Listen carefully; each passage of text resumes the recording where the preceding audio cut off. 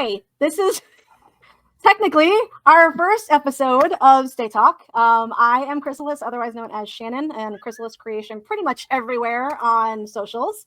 And JC, if you want to go ahead and do your intro part. I am JC. Yep. I am JC, otherwise known as Jen, otherwise known as Jenny, otherwise known as any form of Jennifer, considering that's been, my name. I'm also known as JC Sunbeam on some of the socials, like TikTok, but you can find me. You can find me anywhere.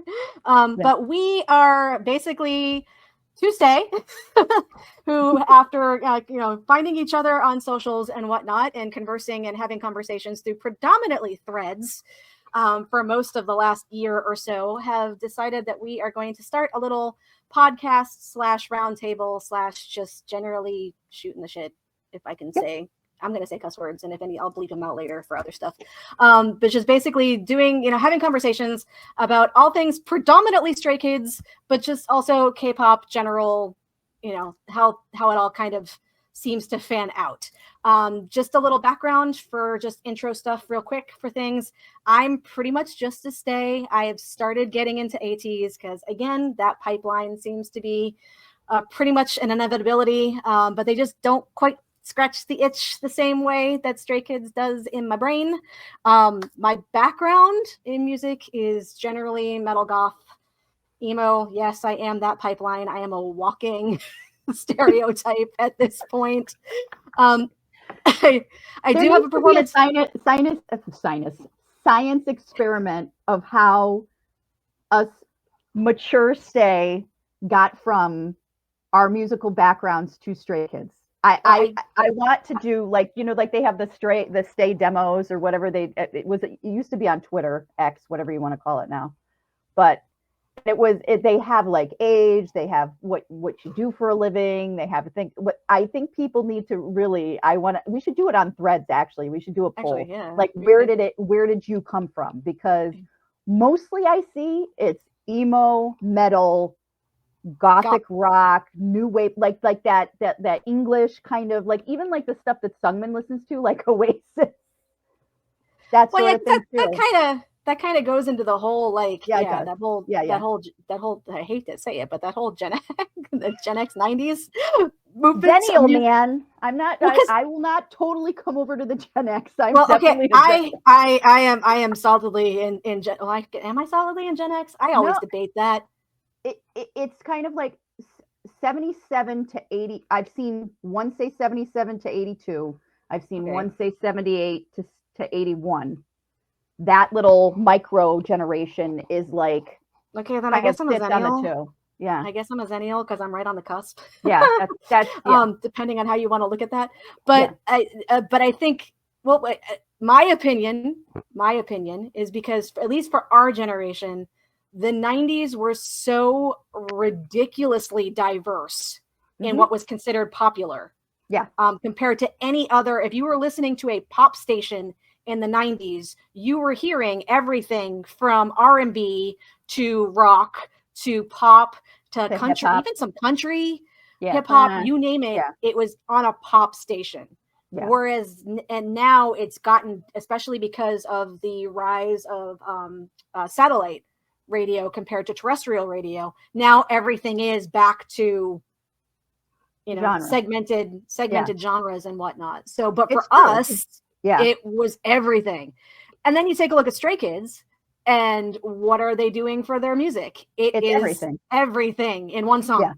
So, so for our generation, I think that's the reason why that group kind of navigated towards Stray Kids, because you are getting that diversity in literally just a single song, not to mention, albums. Yeah. It's funny. I hate the term when people are like, whoa, it's noise music. Well, give me the definition of noise music, because yes, I used to listen to EDM, techno house that has that because I wrote for another website at one time. I wrote for a website called 25 Years Later, and we kind of sprung out into music for a period of time. And the one thing I wrote about was having anxiety and EDM music, and how it works the opposite way for certain people, especially people with anxiety. It calms you down. And I referenced Orbital of all things because Orbital has a song called Halcyon On and On.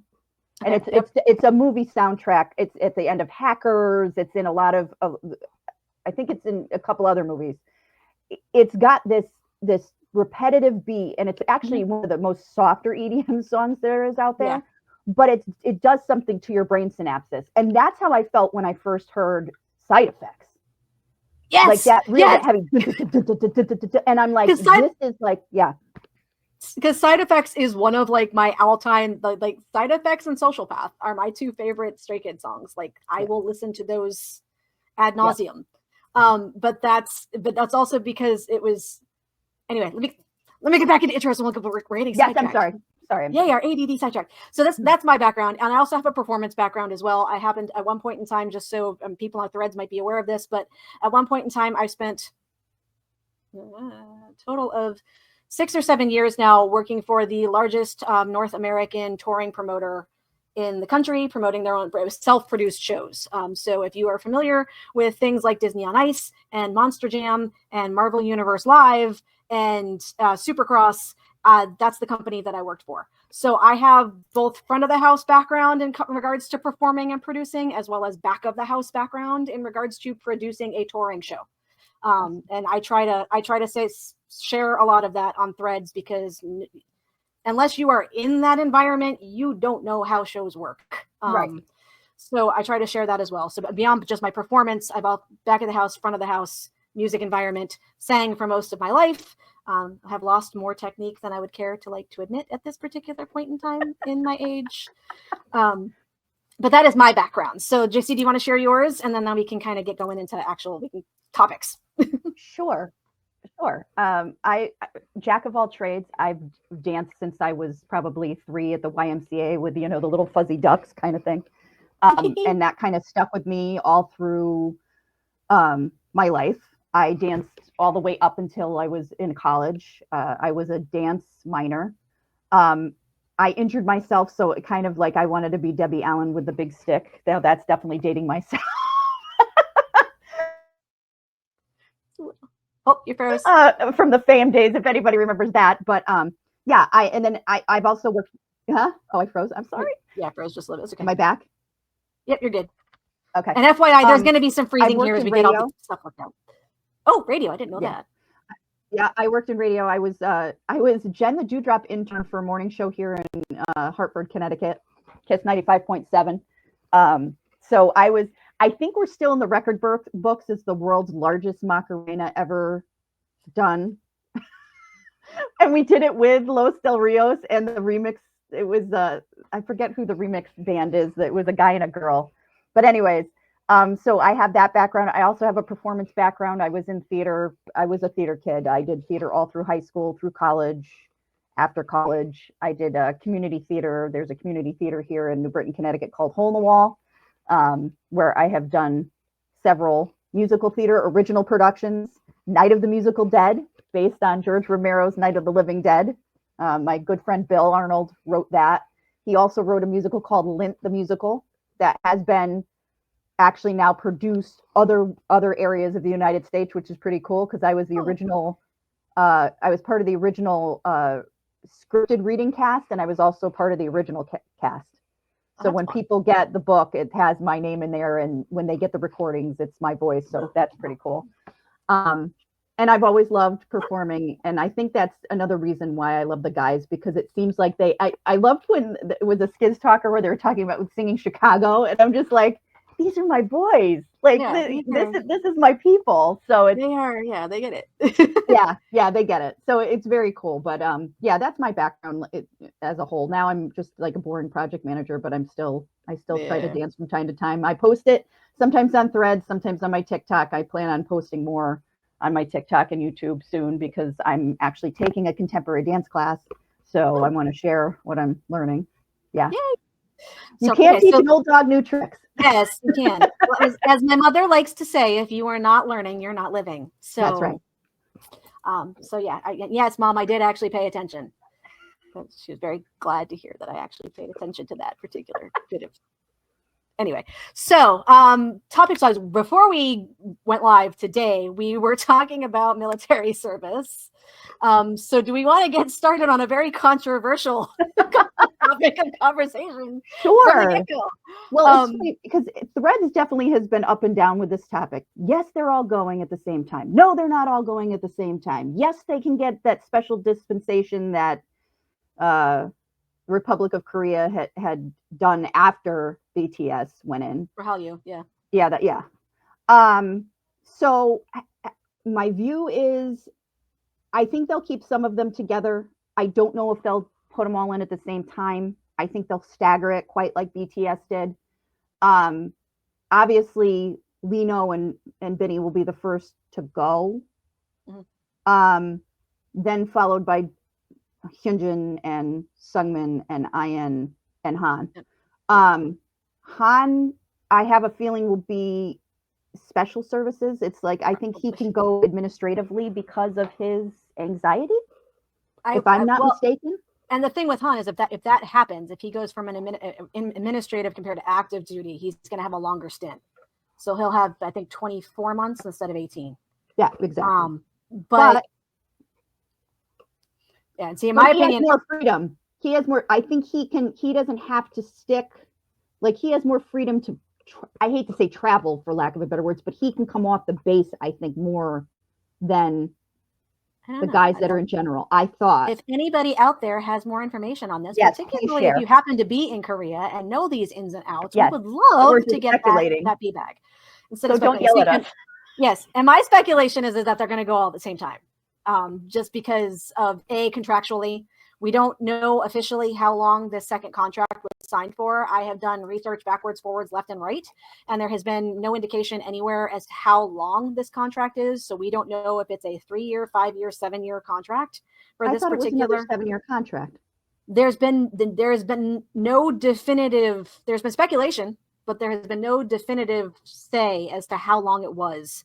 The guys, I don't think, have said it anywhere. They've just said that they re-signed. Anything that I have found that was published in Korea in regards to this contract renewal, just mentioned that they signed it early, because they did. They renewed it a year early. Again, we also don't know whether or not that year was worked into the contract or whether they're extending, because anybody that's done contracts will tell you can go either way in that direction. So we don't know if it extended it or if it just was, we're restarting as of now. And therefore that last year of the first contract was technically the first year of the second contract. And there's not ever been anything definitively that states how many years this contract is for. I know the standard is usually 7. I think AT's just re-signed a 7-year, but it was advertised that they re-signed a 7-year, if I'm not mistaken. Okay. Whereas SKZ didn't. And I think part of that is because of the military service. There's that aspect of, okay, we've got guys who are going to go and guys who aren't. So so what happens with it? I mean, I mean, there may be a stipulation in the contract that says they'll put them on hold while they're in the military and then put it back, to like play once they leave. Right. Then we don't know. We don't know the specifics. We don't know how that's going to go. I personally, just with the way the guys operate and with how they do everything together, I can't see them staggering it, only because, or if they're going to stagger it, it's going to be in such small little teeny tiny increments that it's not going to affect anything, simply because I have a feeling they're all going to want to get done at the same time and get back going. Right. And then obviously we know that, Chan's gonna Chan the whole entire time. And Felix is gonna Felix. And Felix is gonna Felix, which brings us into Felix having, you said 8. Is it 8 now? It's 8. 8 ambassadorships. Yeah, here we go. So it's there. Louis, Gongcha, Tim Burns, which would be Gentle Monster, and I don't know if they're separate, like Tim Burns, Gentle Monster, and Adisu, which is the cats and the headwear. Right. UNICEF Korea. Right. This Hera, which is this new one. Right, that got announced this morning. And then what's the 8th one? Hold on, I can look it up. Hold on. Let me find it. I saw it earlier. UNICEF, Louis, Gentle Monster, Tim Burns, Adisu. Somebody's got it somewhere. Gongcha. Hera. And there's one more. Why am I? And UNICEF. That's 8, isn't it? No, that's 7. Hold on. Louis, Samsung. Samsung. That's right. Sorry. I'm an Apple girl. I apologize. I am Samsung, but I'm sorry. I couldn't do it, Felix. I love you, but you're not prying my iPhone out of my hand. That's a whole other argument right then and there. I was going to say, I'm with Channy, man. He bought them all iPhone 16s. Even my work phone's an Apple phone. I'm Samsung. Yeah. Sorry, Android just doesn't do it for me, and that's a whole other conversation. I really think it has to do with whatever your first one was. That's the one that you stuck with. Well, my first one was a Samsung. Do you remember this? If I could find it, I'd show you. Remember the Samsung flip ups that played your music? Like if you flipped it down, it was like a little like iPod player. It was like a red phone. Yeah, the clamshell. And it was thick. Yeah, it was like really thick, and it like looked like this. And it was music. That was my first phone. And then I had the brick that was a clamshell that would open up sideways. It didn't open up like this. It opened up sideways, and you could And that was. Mm-hmm. Then that wasn't my first one though. Then I had a BlackBerry, and I hated it because of that little roller ball in the middle. It used to always break. It pissed me off. And then after that, I went to Apple, and I haven't looked back. So see, I went Nokia straight to Samsung. Okay. So that was me. But yeah. So Felix, of course, is like you said earlier. Felix is basically setting himself up so that when the guys are on military break, military hiatus, he's gonna have stuff to do. Like there's gonna be plenty for that man to do. And it would not surprise me at all if during that 18 to 24 months, if Felix does a lot more voiceover work, various aspects of some of the things he's mentioned that he's wanted to do that he's gotten to do some, but only for them. And well, the fact that Jamie Campbell Bower went to the London show and was very chummy to me makes me feel like there's something brewing there. And the BAFTA lady was also there as a guest. Because Jamie does music too. Jamie does excellent music. Yes, he does. So yes, he does. I really like Jamie Campbell Bower.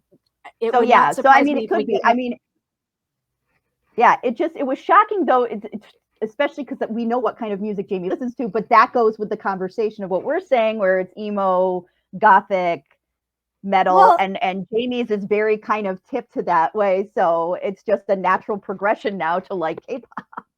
Well, yeah, and Jamie also, but I mean, we all know that one of Felix's favorite all-time bands is Coldplay. Yes. Like, yeah. Yeah. Like, absolutely. I'm sorry. Like he's firmly in that camp. Like that is. Oh yeah. Yes, he does all the other stuff, but that's when it comes to music. I have to be honest with you. I'm surprised nobody has picked him up for voiceover work prior to now, or did somebody like reach out and JYP's like, well, now's not the right time, or they're busy, or whatever. That's what I'm thinking it is. Because, I mean, Felix could read the frickin' phone book, and people are going to listen. Melt. Well, look, everybody will melt. Have you seen the threads recently of people that are like, I don't know who Stray Kids is, but I found Felix, and now I'm a Stay, or I've gone down the rabbit hole, or I mean, a couple of the book people I follow. Is that how you? Yeah, is that how you were brought in that way too? Yeah. Me too. Yeah. I mean, I think I said this on our practice podcast. Yeah. I found K-dramas during COVID, and I fell down that rabbit hole. And part of that was finding Raoun and finding out that Raoun was a idol who was in a band called SF9. And then when I fell down that rabbit hole, I found K-pop, and that was in what? COVID was what, 2020? Okay. The world shut down in March 2020. Right. So that was like, okay, K-dramas, got it. Okay, next step to that is some K-pop, which was SF9 and VIX and Monster X and like that thing on Spotify, because if you listen to one song, they feed you all these other songs. Right. And then in about 2022, when they came out with Ordinary, of course, Maniac was the song, and so I see this. Hold on a second. Why is it saying that I'm offline? No, it's saying I am live. Okay. It told me that I was offline for a second. Oh, okay. I've got the chat open on my phone just in case we Okay. get little chats that come through so that I could see, so that I can maybe reply. But anyway, go ahead. Sorry. No, and then I found Maniac, and the funny part about it was, so I listened to Maniac, and I didn't become a Stay automatically. Like, I liked these guys, and I listened to them, and I started listening to more Stray Kids. But it wasn't until I had a friend, Jamie, whose daughter was an ARMY, and I said, "Oh, I've listened to this," and she's like, "You know what, Jen?" She says, "I really think you really like Stray Kids." I said, "Oh, I found them. They got this thing." She's like, "You should listen to it more." And as soon as she said that, then I kind of fell down the rabbit hole. But I truly didn't like stay out, like become a Stay until like the last maybe year and a half, 2 years. Yeah. So yeah. My journey was that I have a friend of mine online, Irene. If you see this, I love you. You're wonderful. And she is ARMY. And she regularly posts, obviously, on Facebook and whatnot. She's regularly posting things about ARMY and what have you. And she's been huge into K-pop for a very long period of time. And and at one point in time, I did listen to BTS because of her, like years ago. I'm talking like 2016. And because like, okay, this is fun. Can't really get into it. A little too saccharine for me. And I will tell you right now, folks, and you're all going to hate me for this because it sounds unbelievably misogynistic. I have not been able to get into a single girl group yet, with the exception of XG. And the only reason why I've been able to get into XG, that's my girl group too. I love XG. And the only reason why I can get into XG is because XG goes hard. Every other girl group I have listened to, I'll have a song and be like, okay, this is kind of nice, this is fun, but I can't listen to them because it's too plastic. Blackpink is the only one. Blackpink is the only other one. I tried listening to them too, and I could not. I think, and I say this as a dancer, I can pick up on Blackpink, and I like Blackpink's more of their solo stuff. Like, I like Lisa, and I like Jennie, and I like Rosé, and Jisoo's songs as individuals, as solos, more so than I. Yeah, but I get exactly what you're saying. I don't find it misogynistic either. It's too contrived. Yep. Yeah, I gotcha. The boys are definitely, the boys show differences where the girls show very much similarity. That's just my personal opinion. Agreed. And I get why. I fully understand why from the industry standpoint. Yep. So what ended up happening though is that Irene ended up posting up a video, and it was a TikTok. And I want to say this was 2023, toward the end of 2023. Yep. And she posted up a video, and it was Felix. And I heard the sound and I saw the face, and my brain went like most people's does when they hear the voice and see the face. And so I went and did, I'm like, what the Stray Kids? What a weird name for a group. Like, just how, because I'm thinking from the standpoint of, wait a minute, because as you get older, how do you segue that into adults? Like, right. They're not stray adults. We've all heard the horror stories of people trying to transition from kids to adults in any of the various entertainment industries. Yep. So I'm like, okay. And I went and I looked, and okay, they're pretty. And this is interesting. And his voice does not match his face, but he's definitely pretty. They're 20-something. No, I can't do this. And I left it. And I didn't. And then I started getting more into TikTok. And I actually had been into TikTok, but for whatever reason, of course, because I saw it on Facebook, TikTok started suggesting it to me. Or because I looked it up, I done an actual search on it, on them. TikTok started suggesting it to me, and it was a relay dance. And I don't remember which relay dance it was, but it was a relay dance that came across my feed. And I'm like, okay, so wait, I recognize that name. And I watched the relay dance, and I died laughing.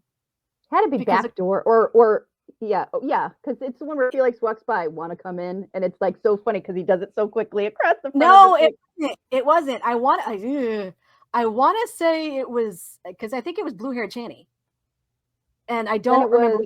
Then it was Maniac. Maybe it wasn't Maniac, but it was one of them. Anyway, I watched the relay dance and I died laughing, and I'm like, okay, wait, this song's fun too, and I was like, okay, wait. And so I decided, because at the time, my part-time job, I had a full-time job and a part-time job. My part-time job, I was slinging boxes I still am, slinging boxes at Ulta in the mornings at 6:00 in the morning. So I'm regularly back in the back room with headphones on, just listening to music. So I decided one day, I'm like, you know what? I need something new to listen to. What's this Stray Kids stuff? Because my friend, the TikTok video, it made me laugh. Let's just see that in this. It had to have been. It was. Again, I can't remember which one it was. But I decided to listen to the music, and I put the music on, and I was like, okay, this is kind of fun. This is kind of fun. This is kind of fun. And then I did hear Maniac. The Maniac came through, and I was like, did they just say Frankenstein? I could clearly, like, I was literally like, what? And I went back and looked, and I pulled up the lyrics. I'm like, I can't understand half this. Like, they did. Okay, wait. And then Side Effects came on, and I was like,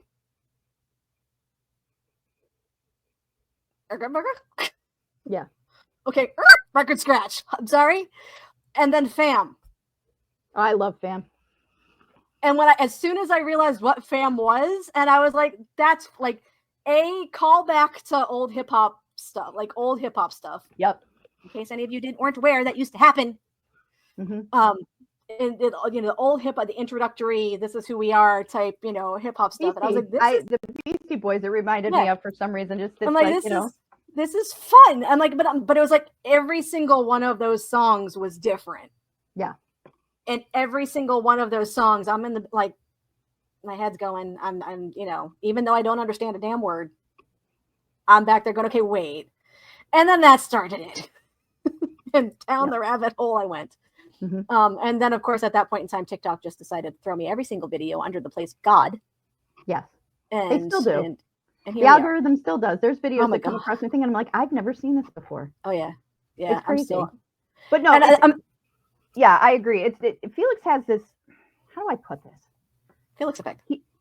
Well, yeah, I mean, absolutely. But it's a charisma. It's like there's just something about him regardless. Like if you just look at his visuals, it's just, I'll give you, for instance, when I first fell down and stuff, I was like, and somebody asked me what I was listening to or whatever. And I said, oh, I'm listening to Stray Kids. And they're like, what's that? And I'm like, it's K-pop. And they're like, huh?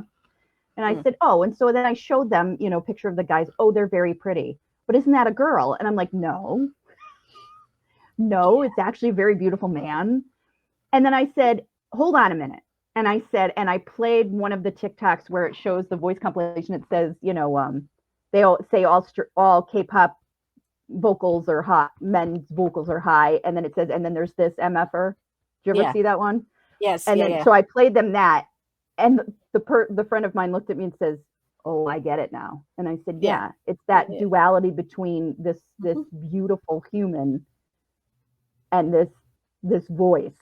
Yep. Like Hera's smart. That high Hera. This morning that played when they announced like the tickler to show, that he's coming. I was like, Yep. Yeah. Well, I mean, there's that, but then there was also, because I think what solidified it for me though, in all honesty, was Suspicious Lab. Suspicious Lab was the very first SKZ Code that I watched. Is that the one where they do they inhale the helium? Yes. That I watched that and literally spent the whole entire time dying laughing. Yeah. But then like laughing for the next half an hour afterwards, just because of the the chunk the no inya chadoya. But just all of it. Yeah. And then I was like, okay, I want to watch the next one. Oh, the next one. And then I started watching and then I went literally back to the very first SKZ Code. The very first winter SKZ Code that they did with the Game of Thrones houses and them swinging swords at each other and like, and just like. It's so funny too, because a lot of people ask, like, do other K-pop groups do this? And I think, somewhat they do, but for some reason, Stray Kids is the most, they're the most like family, so it's just so fun to watch because they enjoy each other's company so much. There's not any kind of like air to them. Do you know what I mean? Yeah. Well, there's so from an improvisational background, from my background being improv theater and whatnot, there's a whenever I've looked at some of the other groups' variety show type content, it's definitely very, it's not controlled's not the right word, because it's not even forced. It's got that reality TV feel to it, where it's supposed to be, where it's supposed to be, but it's not. Right. and they're trying to make it natural. They're trying to make it, Where organic. The boys just do it naturally. And from the get-go. Yeah. From the get-go. And maybe that's because... So even if it is scripted, I mean, and some of it probably is, it's still done in such a natural way. Yeah, because you can tell what is and what isn't scripted. Like I can tell what is and what isn't scripted, normally speaking. Or at least not necessarily scripted, because what I've noticed with them is they don't do script. They don't do script. It's just an idea. But it's like, here, this is the guideline. This is your guideline for the show. And try to stay within it, yeah. We need you to hit this, this, and this. Mm-hmm. And they'll hit that, and that, but they're going to do it in their own way. And that is not easy to do from experience. Nope. It is not. There are classically trained actors out there that will not ever do improv because it is unbelievably difficult to do that. Yeah. And the reason why it's unbelievably difficult to do it is because you have to break down every single freaking filter you have in your head. Mm-hmm. And the things that we do to break down those filters I would have people canceling me left and right. But I used to be part of a Shakespearean improv troupe. So you want to talk about double hard. Yeah. Because you got Shakespearean and then you have improv. So, and if you have somebody who Renaissance festivals. Yeah, exactly. If you don't have somebody who can work off of what you're doing, like, I mean, when you get put in an elevator with somebody, if somebody shuts you down, like, you're not going to go much. So it's like the fact that they can riff off each other like they can. Yeah, they yes and everything. They yes and everything. Yes. Everything. Yeah. And that's and part of it, I think, is because they didn't, from what I could tell, they didn't start the SKZ Codes until, I mean, they had like the Kingdom stuff, and they had the what was before? I forgot some of the other like series they had before SKZ Code, but they didn't start SKZ Code till later on. Didn't start before SKZ Code, or did it start at the same time when they did the original one was the SKZ Flicks with the video where they would do the video, like the one where Hyunjin and Lino were fighting over the same girl. Remember they had like this, and then they had like when they do Leave and Cover Me and everything. They have the one where. Well, no. I mean, okay, like there was what is it called? The one I could think of is that the one clip that everybody uses where they're talking about Chan being mad, and it's because he's ripping the name tag off of He Who Shall Not Be Named. Yes. Okay, yeah. That content came before SKZ Code. Yeah. You're right. Yeah. And that was a variety show. We're going to put them in challenges, and we're going to have them do a challenge. Yeah. And there was a term. There was a I know what series you're name talking for it, about, but I can't think of it. Yeah. But that was more what the other groups do. It was that very much, you're going to do a challenge. Here's what you need to go do. Right. And then the guys just naturally made it what it was because of that family, the familial element. There's no filter amongst any of them. They share the same damn brain cell. Right. There's no filter there. So when SKZ Code started, it was just an extension of that. It was, okay, we're going to give them a challenge. And by that point in time, Skidgy and JYP figured out, don't just give them the theme and let them go with it. Right. Just give them the theme and let them go with it, because they will create their own yeah. shit. One of my favorite ones like that, and it shows their personalities pretty well and how they react to things, is, did you ever see it's an interview by Rain of all of them, and they eat fried chicken and they do some games. Rain is a JYP from way back when. He's around our age, I'll give you that. Okay. And I think I know which one you're talking about. Is it the one where Chan was like to everybody when he was eating the chicken? Yeah. Yeah, it was like the A, and they had to do A-B, and it was like, does a straw have two holes or one hole? And it was like they would argue back and forth, and it's just it. And I love those type of things because it really shows their personalities, and it shows their MBTIs like really, really well. Yeah, just kind of in general, and how it's changed throughout the years. But yes, it's that aspect, But but what I find interesting is that, kind of basically since the very beginning, there's the codes and the talkers and whatnot. They are just basically, JYP very smartly figured out, just let these boys do what they do. Don't try to control the narrative too much. Obviously there's control. We know there's control going on. We know that Han can't show his tattoos. I honestly don't think it's necessarily that Han wants to show his tattoos, and he's just relying on mom and dad as I don't really want to do this, but I'm going to blame mom and dad so that you're not upset with me. Right. Type aspect of things, because especially after that one girl with the temporary one that I didn't even hear about that. you didn't. No. So when shortly after that whole fan meet where Han basically confirmed that he had 3 tattoos, everybody started getting like, oh my God, Han's got tattoos. What do they look like? What do they look like? What do they look like? And I forgot what it was. It was shortly after 8, I think. Okay. But there was something somewhere where you got a glimpse of the compass. Okay. And you kind of got the glimpse of the blessed part at the end. And somehow, some way, I don't know how. No, she went and got a temporary tattoo made, but she didn't originally say that it was temporary. And then she won a fan meet. And she put it on for the fan meet and showed it to Han. And Han's face just,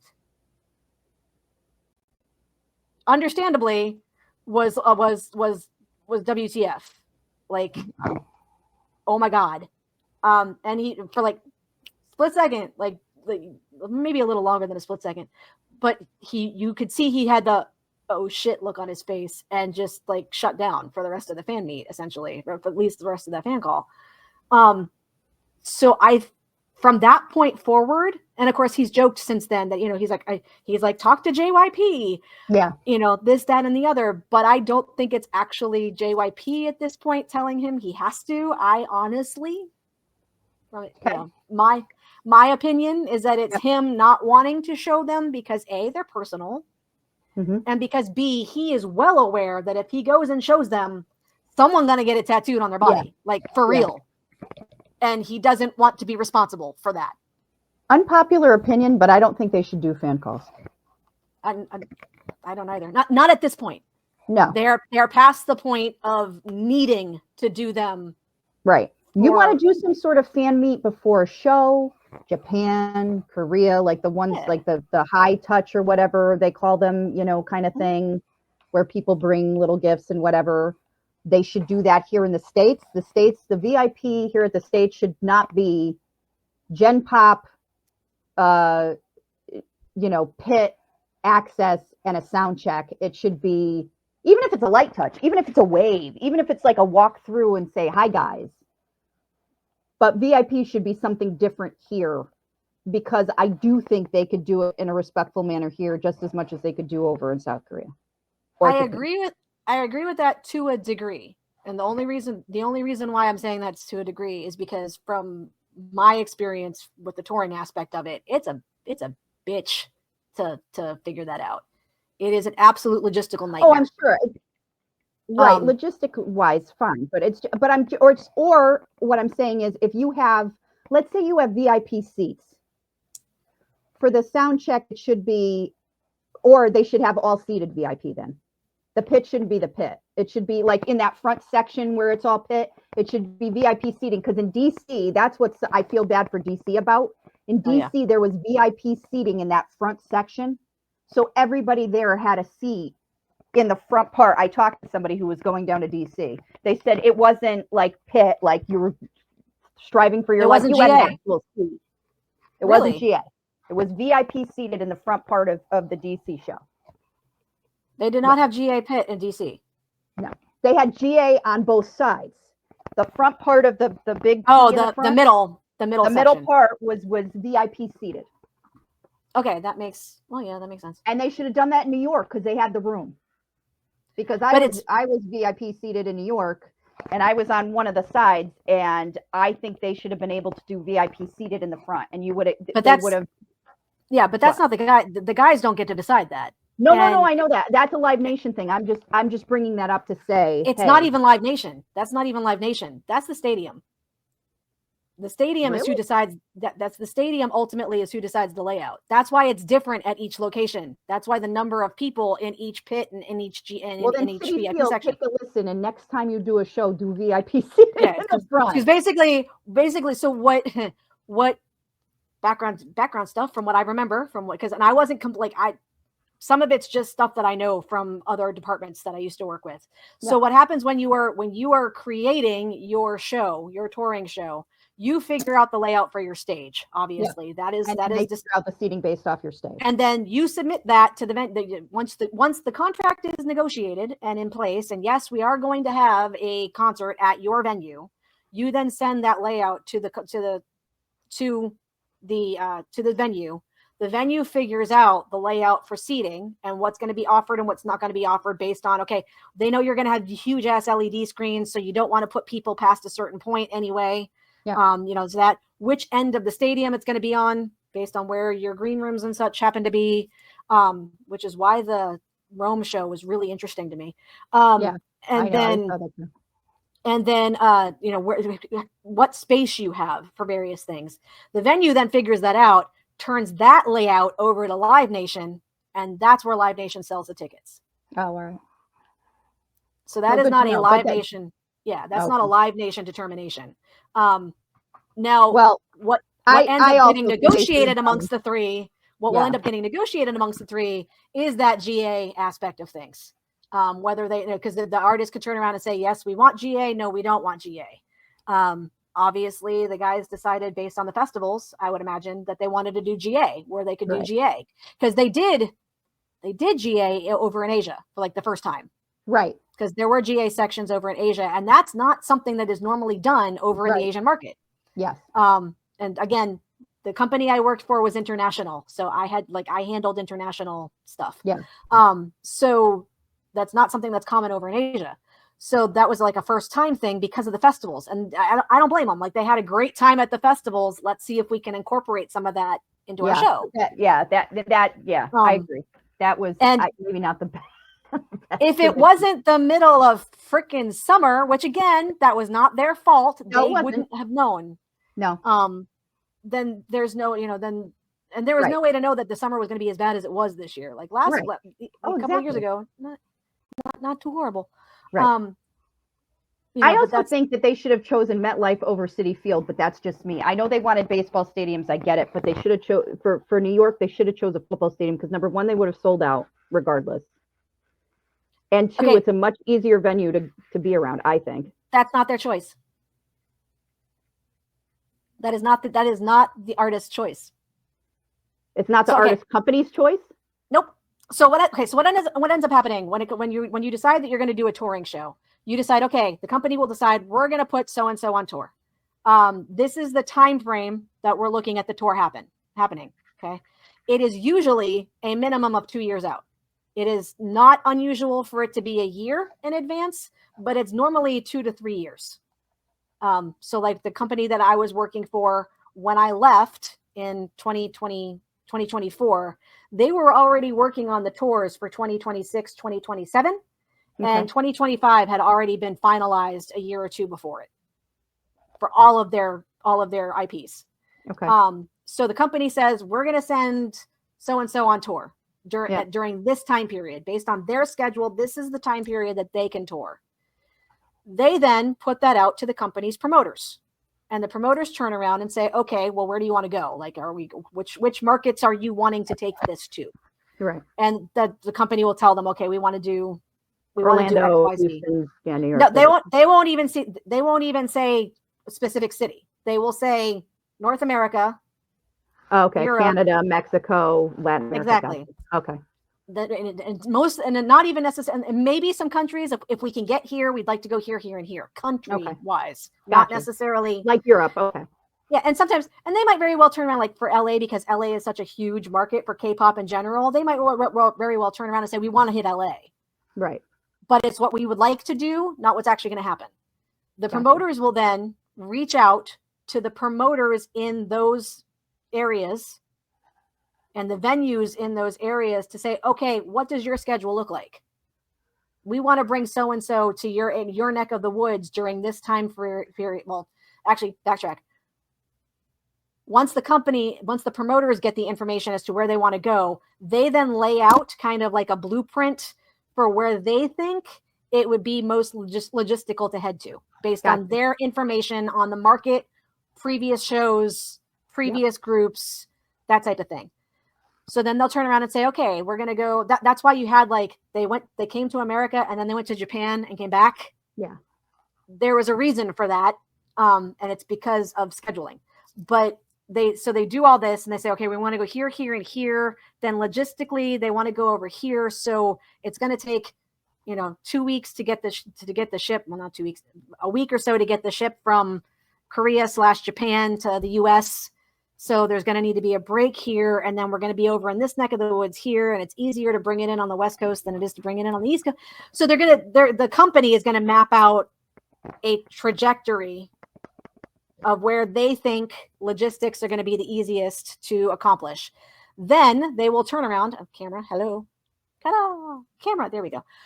Then the promoters will then turn around based on that little itinerary, and prospective itinerary, and they will start reaching out to venues in those areas. So they're going to contact Live Nation first and say, hey, we're going to do a tour. Do you guys want to do our ticketing? Because, I mean, I hate to say it, but in the US, that's pretty much all we got. Yeah. I mean, there are some smaller ones, but it's difficult, and it depends. If they already have an existing contract with Live Nation, they're going to fulfill the existing contract. Right. And so they're going to reach out to them and they're going to say, okay, hey, this is where we want to go. Do you want to sell the tickets? Live Nation's going to turn around and say yes. Promoters are going to turn around and say, okay, these are the areas we want to go in. What venues are available in those areas? Gotcha. And then if MetLife and Citi Field were both vying, saying, oh, both have availability, it's then whose choice is it? Then it comes down, then you've got variables that are involved, because you're also dealing with again with logistics, because you're moving these. I mean, I don't know if you saw the background videos, but the number of semis to move that stage is ridiculous. Yeah. So you're looking at logistics, you're looking at availability of product for merch and where you can keep it and maintain it throughout the tour, which is why you get certain merch in the US that you didn't get in Europe, because they have office/warehouse/recording,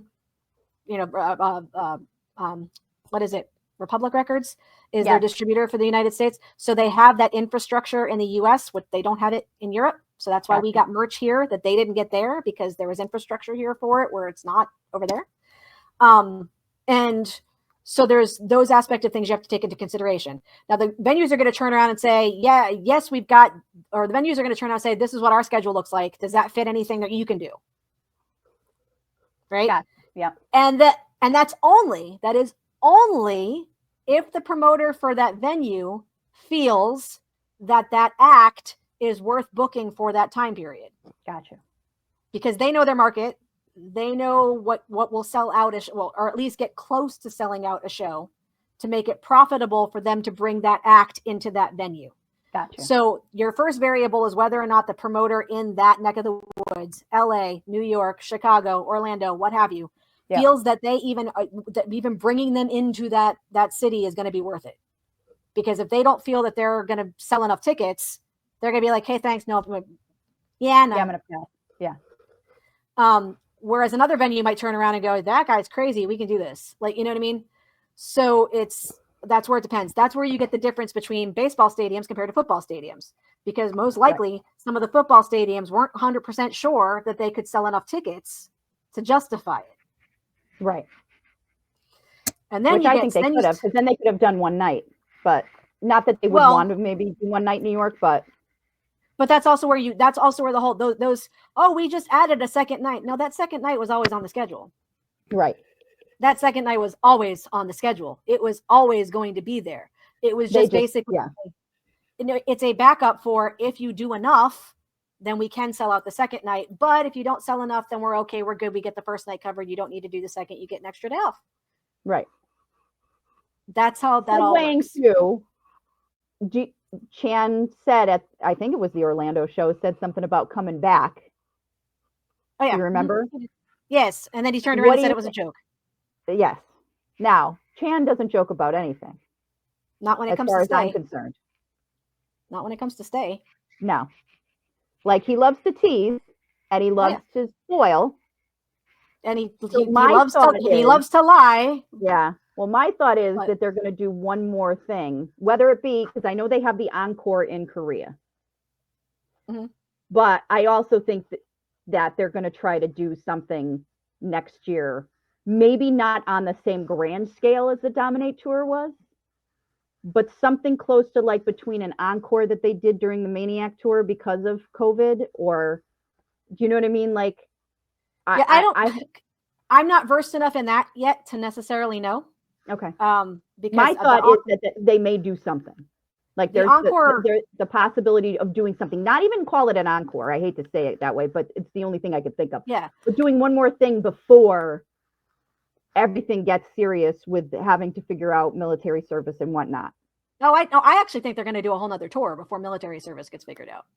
Okay. It would not surprise me at all if they do a whole nother full-blown tour because of how there's something dinging on my phone and I don't know what it is and I need to figure it out because I'm sure everybody on Twitch can hear it too. So I can't hear it if it's any consolation. We're going to do that. And I'm just going to close this out for now because it can close out for now.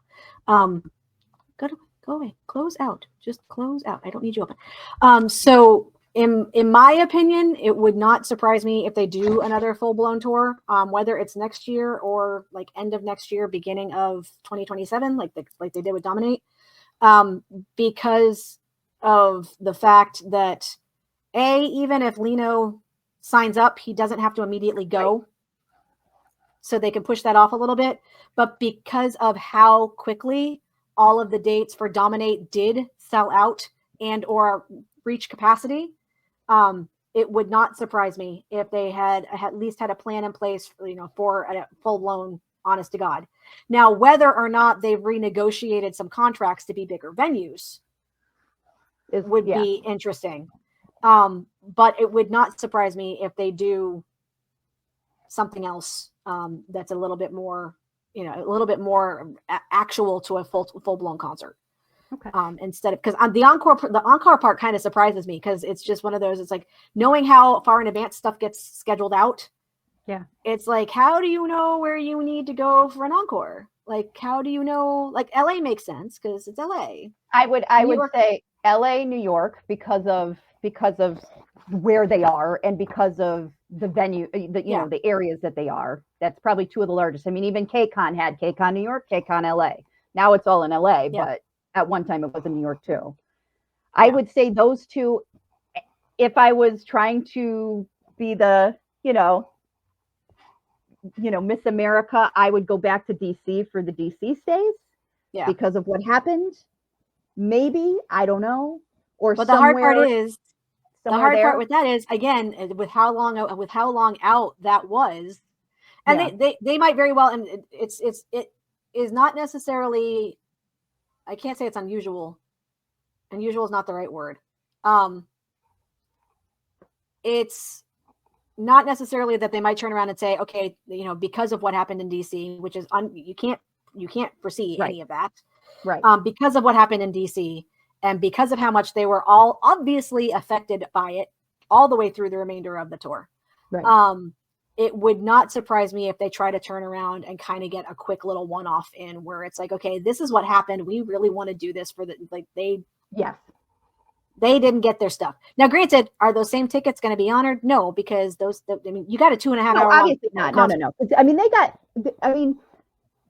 what happened in DC is unprecedented. The heat was disgusting. I mean, it was just, but they got close to a full show. They didn't get the carts. They didn't get the encore, and they didn't get their fan video.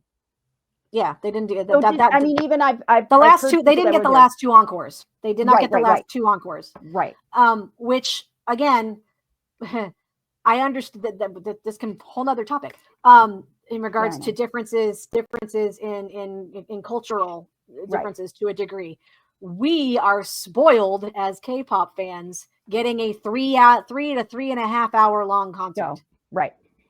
There are no other Western groups. None doing a 3 hour long concert. I think there's been one-offs here and there, but The Cure is the only one, and that's when I saw them in MSG in 2016. The show started. They had an opener, but they got on stage about 10 after 8, and they played till 11:15, 11:20, that's about 3 hours. Yeah. They So literally played like 30 it was like 35 songs. It's like obscene. Like I've never seen anybody do that till Stray Kids. And did they do that anywhere else, or did they just do it in Madison Square Garden because it was MSG? You know what? I don't know. I'd have to look that up, but I don't. Their shows are pretty consistent, so maybe. But again, that's old school. Like, you know, especially bands like Fish probably plays 3 hours. My husband's a big fan of Fish. They play 3 hours, but they're a jam band. Like I mean, that's what they do. That's the vibe. You know what I mean? Yeah, exactly. But you were right. I'd say out of all we do get spoiled. You know, and there's no opener. Like that. It's right. 3 hours straight. Here you go. Do the thing. Yeah. You know, and most concerts are usually for the headliner. Most concerts are usually around the 1.5, 2 hour mark. You're right. Yeah. You know, for some of the bigger names, I don't remember how long Taylor Swift's concerts were, like when she actually started to finish. You know, question. but I don't know either. You're looking at generally on average, yeah, a 2 hour long concert. Yep. So the fact that you got 2.5 hours in DC, because yes, you're right, it was completely unprecedented. I feel horrible for every single person that was there because, and them, like that's the first time I have ever seen them actually struggle to do a show. Mm-hmm. Any of them. I mean, yeah, you've seen injuries, you've seen slip and falls, you've seen Chan slam his face on the ground, you've seen Lino do whatever. Like we've seen stuff happen because you can't. It's a live show, you can't anticipate. But that was the first time I ever saw any of those men struggle to do their job. Yep. And they still did it. Mm-hmm. So the fact that, so people complaining about the fact that Live Nation isn't refunding their tickets, I'm sorry, but from a business standpoint, you're not going to get a refund. And that is an unpopular opinion. Why? Right. Because you still got a 2.5 hour long concert. Right.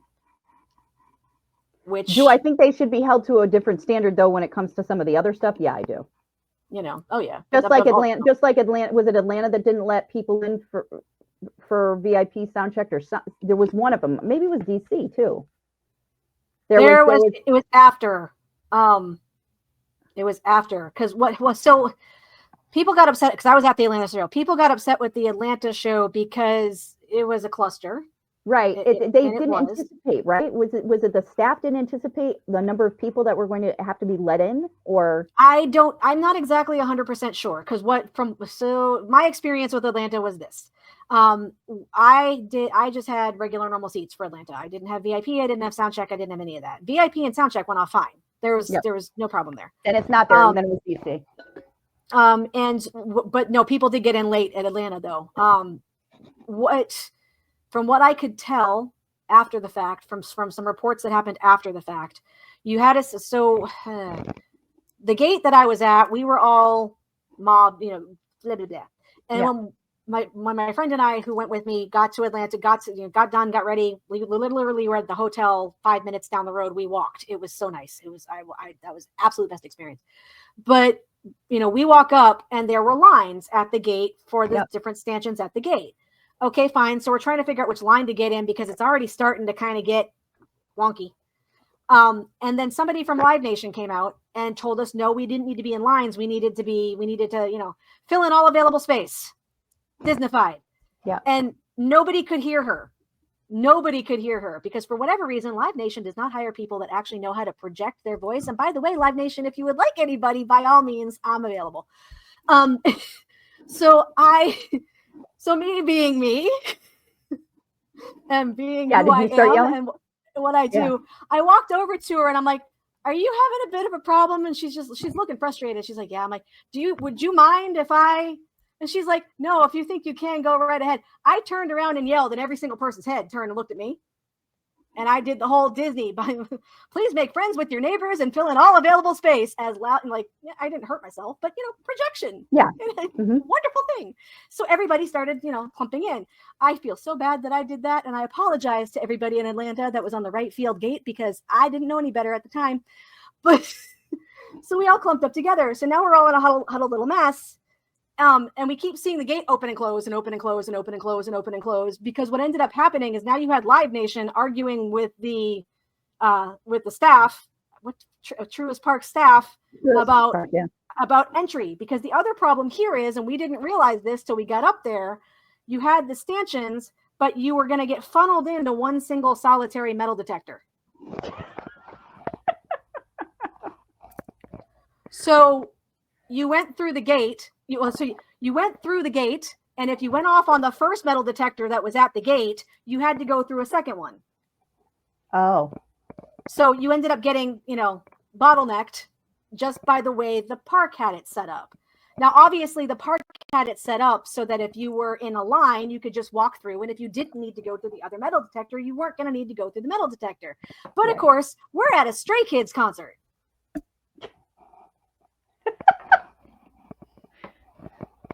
Every single one of us has like a wallet chain or a button or something metal on our body that is going. The carboners on our purses, like something's gonna set that thing off. So that means now every single person is having to walk through the metal detector. Right. The second one. Yeah. So that's where the cluster really came. Like it started here, but then it really came into problems. City Field had waivers. So you walked through the metal detector, but you had like the guys with the, right. No. But again, this is New York. Yeah. I hate to say it, but there's a reason that New York has a reputation. So again, if you weren't kind of up to the front and you were somebody that got there later and were in the back of that mob, you were having a hard ass time getting through that door. So then there were people like, well, I missed the whole first portion of the show up to the first Ment. No, you didn't. I was there. Yes, there were empty spots for like the first 3-4 songs. Yeah. But you didn't miss the first. Like if you missed the first Ment in Atlanta, unpopular opinion. If you missed the first Ment in Atlanta, it's because when you did get finally into the stadium, you didn't get you were either at the wrong gate and had to walk around the whole entire thing, which is your fault, not theirs. Sorry. You're either at the wrong gate, or when you did get in there, you didn't go straight to your seat. Just because I was watching the audience, like again, performer. We had that talk earlier. I watched the audience. I was watching the vibe. I was watching the energy. I was like, wow, this is okay. There's still some open spots here. And then by the time the first Ment happened, we were full. Yeah. Like there were straggly seats, but it wasn't like a whole section was missing like it was when it started. Yeah. Because again, either you were at the wrong gate, or you didn't walk right to your seat, or you didn't go straight to your seat. So if you missed that portion of it, that's either way, that's on you. That's not on the guys. That's not on the park. That's not on Live Nation. That's a you thing. Yep. So that's where Atlanta came into play. But there was one. I have a feeling it was DC because I follow a TikToker by the name of Alyssa, and I think she was in DC, and she said she lined up on time. She was there, and they literally shut the gate, and they didn't let anybody else in, and that's. So in that capacity, do I think that they should get something back for that? Yeah. If you paid that much extra, because I know how much you pay extra for VIPs since I purchased them, I would press that one. Big time. But that's a them thing. That's not a, Yeah, that was for whatever reason that call was made. That was stupid. And there's no way to know whether that sounds to me like that was a venue call, not a Live Nation call. No, I agree with that too. I think there was a lot wrong with the venue that day. Oh, there was. That is a topic for another. Yeah, that's a so. Yeah. So that was kind of the way things worked, and and a lot of people don't understand the different, like who's responsible for what. Which I appreciate that. I mean, I'm sure a lot of people are going to listen to this back and be like, "Wow, I didn't know that." So thank you for filling us in. And then merchandise is a whole other thing. That merchandise was my specialty for what I did for my job. So the way merchandise was handled, because I actually a story about that with Atlanta. So when my friends and I got in line for pre-sale for merch, because she'd gone to previous K-pop concerts, so she was a bit more in the know on how things worked than I was. I had my concert knowledge, but I did not have my K-pop concert knowledge. And so we were walking around first thing in the day before. We were walking around, and no, was it the day? It was the day of. It was the morning of the concert. We were walking around, and the line for the merch tent was very, very short because I guess everybody had gotten their stuff the day before with the pre-sale. And she's like, if we want to get merch, we should probably get in line now, because it's probably not going to stay like that. Best decision of the day. But when we got up to the tables, they didn't have the Wolf Chant shirts the official Wolf Chant shirts, which is what I just wanted to get a Wolf Chant shirt. That's all I wanted. Yep. So I ended up getting an official tour t-shirt instead because they didn't have what I wanted. So there, and I'm like, okay, interesting. And she had wanted to get one too. So she's like, why don't they have one? I'm like, well, they probably sold out at the last concert and haven't gotten them restocked yet. So during breakfast, because we went to go to breakfast doctor, and I was explaining to her, so they ship everything over from, they plan the tour. They try to anticipate quantity for everything that they're going to sell. And then they keep some of it in Asia for the Asian market. They ship it over here to store at a warehouse here in America for the North American market. And then the same thing with Europe. They will ship merchandise over to Europe, and they probably rented a warehouse facility in Europe to kind of have a central hub for merchandise disbursement for the European show. Same thing with LATAM. And Latin America is its whole other thing when it comes to merchandise. So if you are a LATAM stay and there was stuff that you didn't have, that was not Stray Kids. That was your government. Go talk to your government. Thank you very much. Because with Latin America, the stuff that you sell in Latin America has to be made in Latin America. Oh, okay. So there's a whole quality, and the quality of the merch is usually not as, I hate to say it, the quality of the merch is usually not as good. Like they'll take some things. You probably had some shirts that were official JYP merch, but in LATAM, the majority of it has to be made in LATAM, and it has to come from LATAM providers. Okay. So whole other thing. So that's how they do the merch. So when they sell out of something somewhere, they then have to go to the warehouse and say, hey, send it on to the next city because we're sold out. So I'm like, and because we were both going to Atlanta and Orlando, I'm like, well, if we don't have it here in Atlanta, we'll definitely get it in Orlando because they'll have it in Orlando.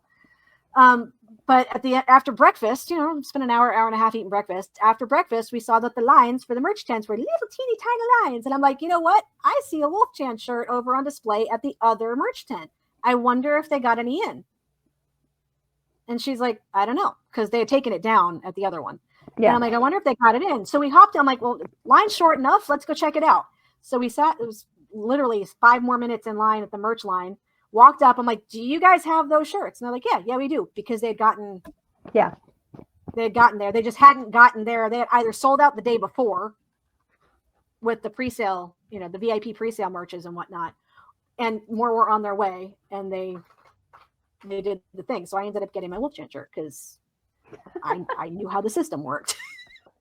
Yeah, it was funny. The lines in New York, because I went day up. I didn't go the day before, obviously. I live in Connecticut, but there was a huge line for general merch.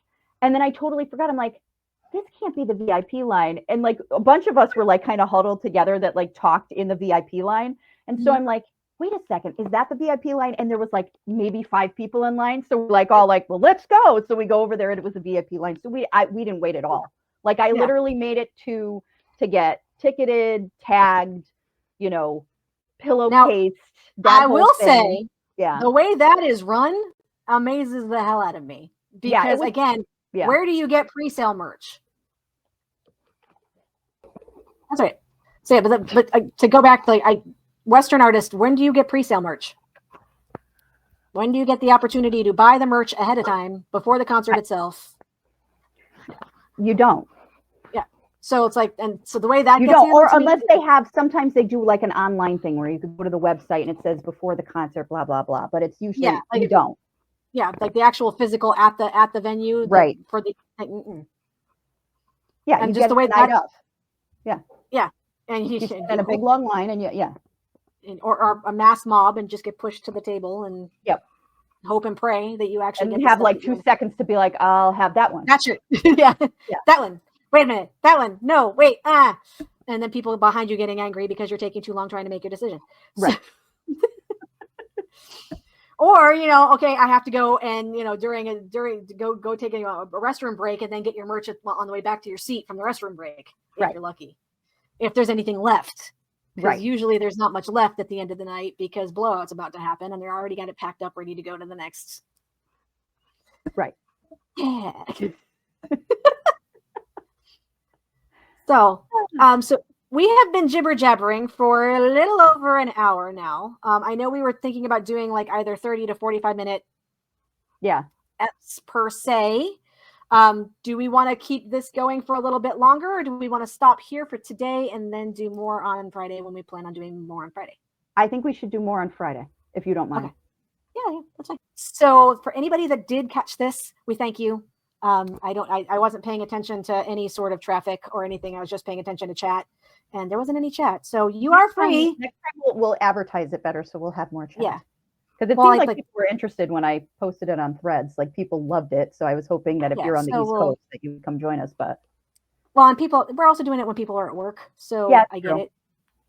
So yeah. So if you aren't able to make this, don't freak out, because I'm gonna edit it down and kind of play with it a little bit and see what we can do to kind of make it a little bit more accessible for folks that can catch it after the fact. And we'll try to do another one on Friday. So Friday, same time, same bat channel. I guess same SKZ time, same SKZ channel. I understand that reference. Same SKZ time, same SKZ channel, and we'll see you on Friday. So see you on Friday, guys. Bye.